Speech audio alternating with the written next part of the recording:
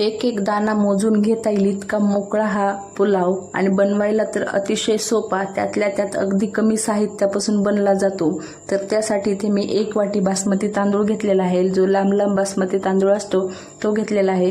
त्यानंतर तांदूळ स्वच्छ धुवून त्यामध्ये भरपूर पाणी घालून एक 10 ते 15 मिनिटं आपण तांदूळ भिजवत ठेवूया।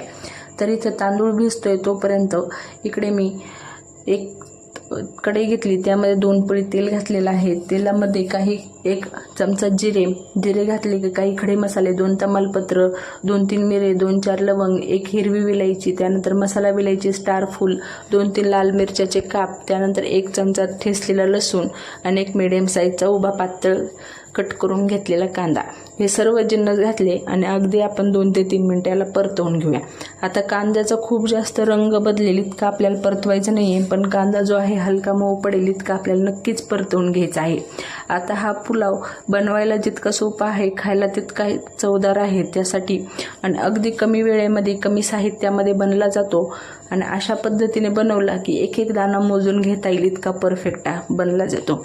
तर या ठिकाणी कांदा जो आहे हलका मऊ झाला की त्यामध्ये 1 मीडियम साईजची शिमला मिरची कट करून घेतलेली होती ती सुद्धा घातली। तुम्हाला हवं तर या ठिकाणी तुम्ही हिरवे वाटाणे, त्यानंतर गाजरचे तुकडे अशा पद्धतीने भाज्या ॲड करू शकता। फक्त यामध्ये बटाटा वगैरे घालू नका, कारण जो पांढरा पुलाव असतो त्यामध्ये बटाटा वगैरे चांगला सुद्धा लागत नाही।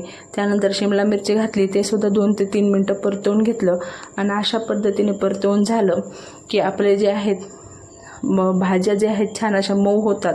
शिमला मिरची आणि कांदा जो आहे छान असा मऊ झाला की यामध्ये लगेचच जो तांदूळ भिजवत ठेवलेला होता त्याला भिजवून आता 10 ते 15 मिनिटं झालेले होते, तांदूळ सुद्धा घालून घेतला आणि याला जे तांदूळामध्ये थोडंसं पाणी शिल्लक आहे त्यातलं एक्स्ट्राचं पाणी मी काढून घेतलेलं होतं, पण अगदी 2 ते 3 मिनिटं आपण याला सुद्धा परतवून घेऊया। म्हणजे काय होतं, तांदूळातलं जे एक्स्ट्राचं मॉइश्चर आहे ना ते इथे निघून जातं आणि तांदूळाची जी लांबी आहे ती आणखीन वाढते।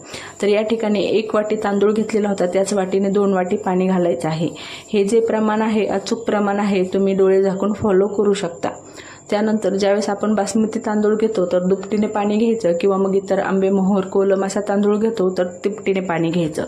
तर त्यानंतर आता पाणी घातलं, छान अशी एक ढणढणीत उकळ काढून घ्यायची। म्हणजे काय होतं, जे भाज्या वरती येऊन थांबतात ना तर त्या जे आहेत वरती येऊन थांबत नाहीत आणि छान अशा मिक्स होतात।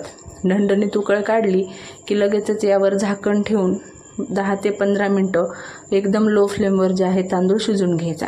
15 मिनिटं झाले, झाकण काढून पाहिलं तर अशा पद्धतीने एकदम मोकळा एक एक दाना मोजून घेता येईल असा आपला पुलाव तयार आहे। वरून थोडेसे तळलेले किसमिस आणि काजू घातले आणि मस्त असा आपला पुलाव तयार आहे। रेसिपी आवडली तर लाईक, शेअर आणि सबस्क्राईब